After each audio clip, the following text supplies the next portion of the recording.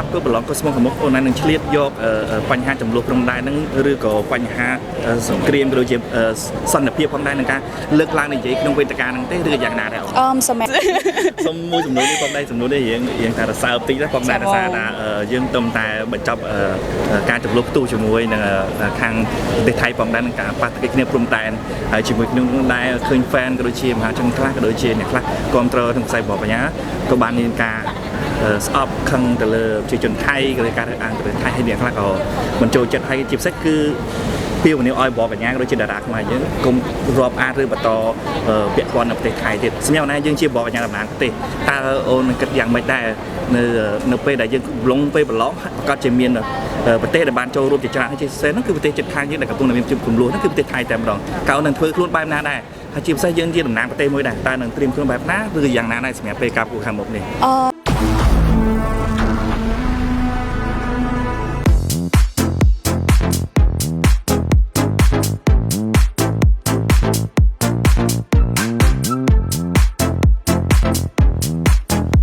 បងចង់ដឹងថាកម្មវិធីការប្រកួតមីកូស្មូនៅពេលខាងមុខនេះនៅក្នុងប្រទេសវៀតណាមតើរៀបចំនៅពេលណាដែរបង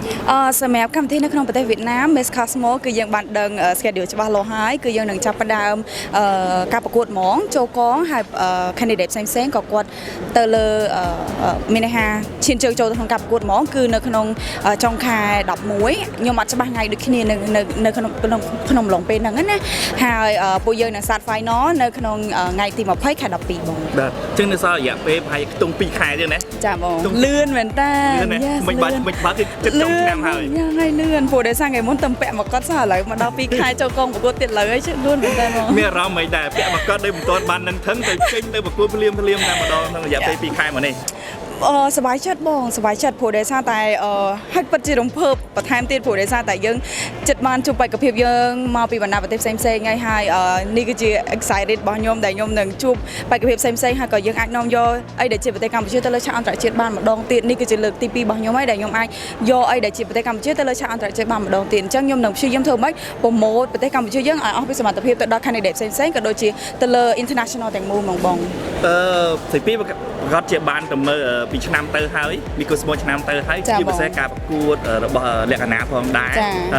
ក្នុងរយៈពេល2ខែមកនេះឬក៏បន្ទាប់ពីការពាក់មកគាត់ហើយមានបានដកស្រង់ក៏ដូចជាការសិក្សាឡើងវិញទេតើជាចំណុចខ្លាំងចំណុចសោយរបស់មីកូស្មូយ៉ាងម៉េចខ្លះដែរដែលអាចថាយើងត្រៀមខ្លួនក្នុងការប្រយុទ្ធនាពេលខាងមុខនេះផងដែរអូខេបងសម្រាប់ការត្រៀមខ្លួនគឺពួកយើងក៏បានត្រៀមខ្លួនបន្ថែមទៀតដែរព្រោះដោយសារពីមុនមកនៅពេលដែលគេអត់ត launch press conference ទៅលើ Racing Dragon គឺយើងត្រៀមខ្លួនឲ្យមួយសាយអញ្ចឹងនៅពេលដែលគេ launch Racing Dragon ម្ដងទៀតគឺយើងមានអារម្មណ៍ថាយើងត្រូវតែ double ready ទៅលើនឹងហើយព្រោះដោយសារឥឡូវនេះគឺគេមាន new concept ទៅលើ sport beauty ហើយជាមួយនឹង education ជាច្រើនផ្សេងទៀតអញ្ចឹងខ្ញុំគិតថា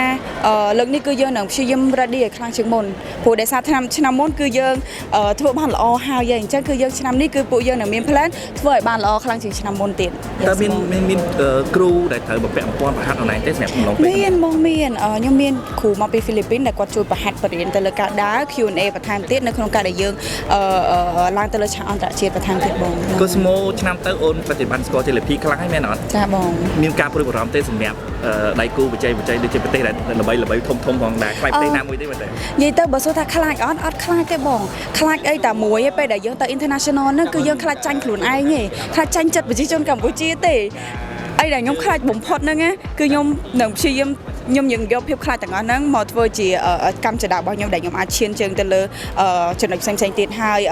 ដូចបាយសួរអញ្ចឹងថាសួរខ្លាចអត់បេក្ខភាពគឺខ្ញុំអត់ខ្លាចទេនៅក្នុងការដែលខ្ញុំប្រកួតប៉ុន្តែខ្ញុំខ្លាចបំផុតគឺខ្ញុំខ្លាចចាញ់ខ្លួនឯងហើយជាមួយនឹងប្រជាជនកម្ពុជារបស់ខ្ញុំ Yes សូមមួយចំនួននេះផងដែរចំនួននេះរៀងថារសើបតិចដែរផងដែរថាយើងទំតែបញ្ចប់ការចំនួនផ្ទុះជាមួយនឹងខាងប្រទេសថៃផងដែរនឹងការប៉ះទង្គិចគ្នាព្រំដែនហើយជាមួយនឹងដែរឃើញ fan ក៏ដូចជាមហាជនខ្លះក៏ដូចជាអ្នកខ្លះគ្រប់គ្រងក្នុងខ្សែបបញ្ញាក៏បានមានការស្អប់ខឹងទៅលើប្រជាជនថៃក៏លើការរើសអើងទៅលើថៃហើយអ្នកខ្លះក៏មិនចូលចិត្តហើយជាពិសេសគឺ ពីវនីអោយបកកញ្ញាដូចជាតារាខ្មែរយើងគុំរាប់អានឬបន្តពាក់ព័ន្ធនៅប្រទេសថៃទៀតសម្រាប់ណាយើងជាបកកញ្ញាតំណាងប្រទេសតើអូនគិតយ៉ាងម៉េចដែរនៅពេលដែលយើងលងពេលប្រឡងក៏ជាមានប្រទេសដែលបានចូលរួមជាច្រើនហើយជាពិសេសហ្នឹងគឺប្រទេសជិតខាងយើងដែលកំពុងតែមានជំនួសហ្នឹងគឺប្រទេសថៃតែម្ដងកៅនឹងធ្វើខ្លួនបែបណាដែរហើយជាពិសេសយើងជាតំណាងប្រទេសមួយដែរតើនឹងត្រៀមខ្លួនបែបណាឬយ៉ាងណាដែរសម្រាប់ពេលការប្រកួតខាងមុខនេះសម្រាប់ការប្រកួតរបស់ខ្ញុំជាមួយនឹងប្រទេសផ្សេងៗបណ្ដាប្រទេសផ្សេងៗមិនថាប្រទេសថៃឬក៏អ្នកណាឯងបងគាត់តែងតែមានប្រជាជនល្អនិងអាក្រក់គឺយើងមានស្មើគ្នាហើយសម្រាប់ការប្រកួតរបស់ខ្ញុំជាមួយនឹង Thailand គឺខ្ញុំសិក្សាគ្នាធម្មតាបងដូចអ្នកនរគ្នាឃើញនៅក្នុង story អញ្ចឹងពួកយើងសិក្សាគ្នាធម្មតាព្រោះដោយសារនេះគឺជាចំនួនរវាងប្រទេសនិងប្រទេសប៉ុន្តែពួកយើងជា competition តែមួយយើងអាចនិយាយបានថាយើងគឺជាគ្រួសារ Cosmo តែមួយអញ្ចឹងបើពីពួកខ្ញុំទៅអាចនិយាយបានថា beauty pageant ឬក៏វិស័យណាមួយក៏គឺយើងចង់បានសន្តិភាពបងអញ្ចឹងខ្ញុំគឺជាអាចនិយាយបានថាខ្ញុំគឺជា role model ម្នាក់ឬក៏ជាមនុស្សតំណាងឲ្យប្រទេសកម្ពុជាម្នាក់ពួកខ្ញុំនឹង stand ទៅលើសន្តិភាពមិនថាពួកគាត់មិនថាប្រទេសពីរហ្នឹងគាត់កំពុងតែមានចំនួនអីនឹងគ្នាគឺយើងអត់អាចនិយាយបានទេប៉ុន្តែពួកយើងនឹងព្យាយាមធ្វើម៉េចឲ្យអារឿងទាំងអស់ហ្នឹងឃ្លាតឆ្ងាយពីយើងទាំងអស់ហ្នឹងហើយពួកយើងនឹងស្វែងរកតែសន្តិភាពសម្រាប់ប្រទេសយើងទាំងពីររវាងគ្នានឹងគ្នាបងនៅក្នុងឱកាសការប្រកួតប្រឡងកូស្មូខាងមុខអូននឹងឆ្លៀតយកបញ្ហាចំនួនព្រំដែនហ្នឹងឬក៏បញ្ហាសង្គ្រាមឬជាសន្តិភាពផងដែរនឹងការលើកឡើងនិយាយក្នុងវេទិកាហ្នឹងទេឬយ៉ាងណាដែរសម្រាប់ប្រធានបទហ្នឹងគឺយើងមាន concept របស់ Miss Cosmo International ដែលគាត់មាន concept របស់ពួកគាត់អញ្ចឹងគឺយើង follow up ទៅតាម concept របស់ពួកគាត់បានយើងបានបន្ទុកអាចយើងឈានទៅដល់ top ណាមួយអញ្ចឹងយើងនិយាយទៅគឺយើង follow up ទៅតាម concept របស់ពួកគាត់បើសិនជាពួកគាត់ថាអូខេ concept ឆ្នាំហ្នឹងគឺយើងត្រូវរៀបចំបែបនេះ beauty គឺក៏បែបនេះគឺយើងទៅ follow up តាមពួកគាត់បង yes ដើម្បីយើងអាចឈានចូលទៅដល់ top ជ្រៅបានអញ្ចឹងណាក្នុងនាមអូនជាបងកញ្ញាតំណាងប្រទេសកម្ពុជាផងដែរសម្រាប់ Cosmo តើមានពាក្យពេចន៍អីជាសារអីសម្រាប់បងកញ្ញាគូទាំងពិភពលោកដែរទេក្នុងវិស័យការប្រកួតប្រឡងភេទឈានទាំងអស់ហើយជាពិសេសគឺសន្តិភាពសម្រាប់ពិភពលោកផងដែរសម្រាប់បងកញ្ញាទាំងអស់គ្នាខ្ញុំលើកទឹកចិត្តឲ្យអ្នកទាំងអស់គ្នា stand for សន្តិភាពព្រោះដែលសារមានតែសន្តិភាពទេដែលអាចរកដំណោះស្រាយដែលអាចធ្វើឲ្យបញ្ហាទាំងអស់ហ្នឹងជៀសផុតពីយើងទាំងអស់គ្នាព្រោះដែលសារបើសិនជាអ្នកទាំងអស់គ្នាកំពុងតែខឹងបងនឹងខឹងភ្លើងបងនឹងភ្លើងគឺវាអាចនឹងមានរឿងកាន់តែធំដែលវាមិនធំតែប៉ះពាល់រវាងប្រទេសនិងប្រទេសទេអ្នកទាំងអស់គ្នាគឺវាប៉ះពាល់ដល់ខ្លួនយើងផ្ទាល់ជាពិសេសប្រជាជនផ្សេងទៀតដែលគាត់អត់ដឹងអីអញ្ចឹងខ្ញុំសង្ឃឹមថាអ្នកទាំងអស់គ្នានឹងយល់ពី situation មួយហ្នឹងហើយព្យាយាម stand ទៅលើសន្តិភាពឈរនៅលើភាពសន្តិភាពហើយព្យាយាមស្វែងរកសន្តិភាពឲ្យបានច្រើនព្រោះដែលសារមានតែសន្តិភាពទេដែលអាចនាំយកប្រទេសកម្ពុជារបស់យើងឬក៏អាចធ្វើឲ្យប្រទេសកម្ពុជារបស់យើងអភិវឌ្ឍបានខ្លាំងហើយនឹងខ្លាំងជាងមុនបងបាទអរគុណច្រើនមែនតើជាមួយគ្នាគាត់ឲ្យបងឃើញអំណាចចោះចែកអំណោយជាមួយខាងកូស្មូរបស់យើងគាត់ដែរនៅពេលទៅដល់កន្លែងជំរុំភៀសខ្លួនក៏ដូចជាការចែកអំណោយមានទស្សនវិជ្ជាបែបណាដែរហើយមានអារម្មណ៍បែបណាដែរខ្ញុំមានអារម្មណ៍ថា touching បងព្រោះដែលសារនេះលើកទី1ដែលយើងចុះទៅលើកន្លែងហ្នឹងផ្ទាល់ហើយអញ្ញបានថាពួកយើងនៅទីក្រុងភ្នំពេញគឺយើងរស់នៅស្រួលសុខសប្បាយយើងញ៉ាំឆ្ងាញ់ធម្មតាប៉ុន្តែពួកគាត់ដែលនៅជាយហ្នឹងគឺគាត់ពិបាកនៅក្នុងការរស់នៅខ្លាំងមែនតើអញ្ចឹងពីខ្ញុំទៅគឺមានតែជួយពីជាស្បៀងអាហារអីដែលពួកខ្ញុំអាចជួយបានពីខាង Miss Cosmo ឬក៏ team work របស់ពួកយើងអីដែលយើងអាចជួយបានពួកយើងនឹងព្យាយាមជួយអភិសមត្ថភាពទៅលើ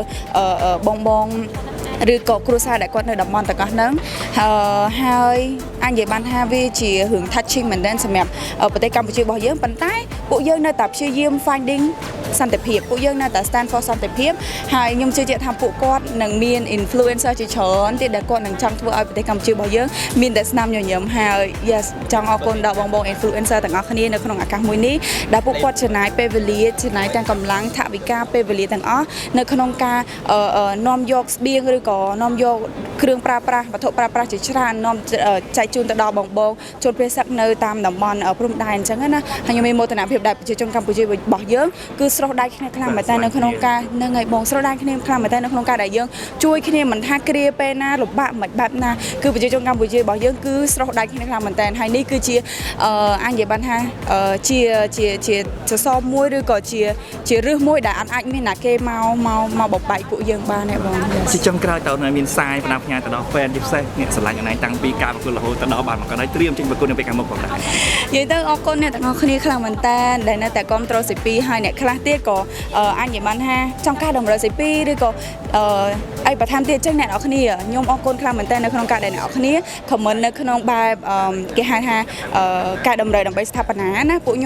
ញុំពីពួកខ្ញុំ Miss Cosmo Cambodia ហើយជាមួយនឹង team work ទាំងអស់គ្នារីករាយនៅក្នុងការទទួលយក comment របស់អ្នកនរគ្នានៅក្នុងការកែប្រែទៅលើរូបរាងរបស់ខ្ញុំឬក៏អីផ្សេងៗក៏ដោយដែលខ្ញុំខ្វះខាតហើយពួកយើងនឹងព្យាយាមធ្វើអស់ពីសមត្ថភាពនៅក្នុងឆាកអន្តរជាតិហើយខ្ញុំសង្ឃឹមថាអ្នកទាំងអស់គ្នានឹងនៅតែស្រឡាញ់គ្រប់គ្រងមកដល់ស៊ីពីឲ្យបានច្រើនហើយខ្លាំងជាងមុនព្រោះដោយសារតែពេលដែលស៊ីពីទៅលើឆាកអន្តរជាតិគឺស៊ីពីស្វែងឈ្មោះថា Cambodia ដូចនិយាយដដែលអញ្ចឹងអាចនិយាយបានថាខ្ញុំទៅនោះមិនមែនតែជាខ្លួនឯងទេគេសួរដំបងនៅពេលដែលខ្ញុំជួបបេក្ខភាពទាំងអស់ខ្ញុំមិនមែនណែនាំខ្លួនថាអូខេអ្នកនរគ្នាខ្ញុំជួបផនស៊ីពីអត់ទេអ្នកនរគ្នាគឺខ្ញុំឈ្មោះ Cambodia ខ្ញុំនាំ Cambodia ទៅលើឆាកអន្តរជាតិអញ្ចឹងខ្ញុំសូមសំណូមពរបងប្អូនទាំងអស់គ្នាជួយគ្រប់គ្រងនៅក្នុងដំណើររបស់ស៊ីពីទៅលើឆាកអន្តរជាតិឲ្យបានច្រើនទាំងអស់គ្នានៅក្នុងការដែលខ្ញុំលើកយកវប្បធម៌អរិយធម៌របស់យើងឡើងទៅលើឆាកអន្តរជាតិឲ្យបានខ្លាំងជាងនឹងបងអរគុណ អរគុណច្រើនស៊ីពីបងស្រីអរគុណច្រើន Healthy, living on your plate brings love home, don't hesitate. Hinoki, omakase, Cambodia. For your healthy, for your family. For your healthy, for your family. Hinoki Omakase Cambodia.